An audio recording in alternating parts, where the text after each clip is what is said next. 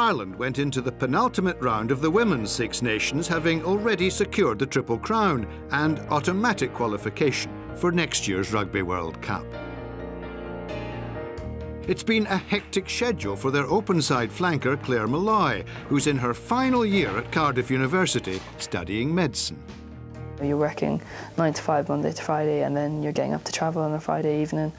You're flying across, and then you've got training all day Saturday and all day Sunday, and then you're back in again Monday morning. So January is probably the trickiest bit, really, is just that you don't have that rest, you don't have a day off, you're just constantly on the go. There's definitely been times like things are getting quite close to my exams now, and the Scotland game, it was fantastic, but I'm conscious that every single minute I have now is a time I should be revising, really. So there's times like that was quite difficult, just kind of, you know, having to go and revise when you see everyone else kind of just enjoying the leisure time that we're given. That's tough. And then last year, juggling exams with kind of the start of Sevens was difficult enough. Molloy is one of a number of the Irish women who play their rugby in the English Premier League. There's quite a few of us, about I think 6 or 7 or 8 of us, really. We've benefited definitely from playing in the leagues over here. I know personally the couple of us play in the Premiership, and it's quite a good standard of rugby every Sunday. So there's been kind of massive benefits from that, and I suppose we hope to bring that what we've gained in a different kind of experience back to the Irish setup. I'm in a lucky position, I'm training with Bristol, and 3 of the back row are all international. So it's a great kind of environment to be in, and we kind of push each other within, you know, just your weekly training session. I know benefited enormously just from even training, and then, you know, you go out on the weekend and then you're playing the Worcesters and the Richmond, you know, 2 of the top clubs at the moment, and, you know, week in, week out you get really good competition on the weekend. I can never fault her commitment. She's here on international weeks or non-international weeks and combining with her studies. She's leading her Sevens side to a Sevens World Cup in 120 days.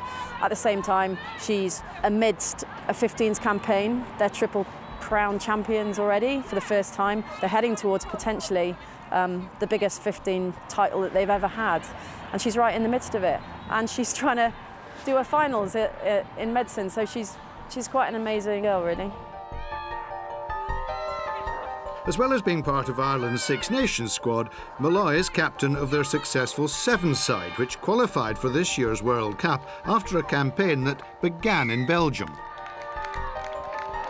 It was vital for us to show what we could do, and I suppose it was our first knockout competition. The other tournaments were just kind of warm-up, so it was all building up to Belgium, and to see what we were like against, you know, I suppose, the other European teams, and importantly get that qualification place for Moscow. I think it was great that we really dominated the tournament and showed that what kind of class we had.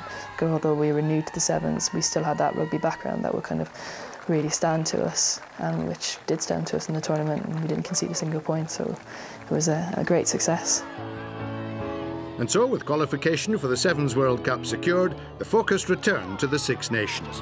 A narrow opening win against Wales was followed by a comprehensive victory over the defending champions England in round 2. Every minute on that pitch we were like, is this real? Carry on. I don't think anyone took any second for granted or relaxed. I think, and that was evident in the last 5-10 minutes when England were really pushing and our defence just stood strong not to concede.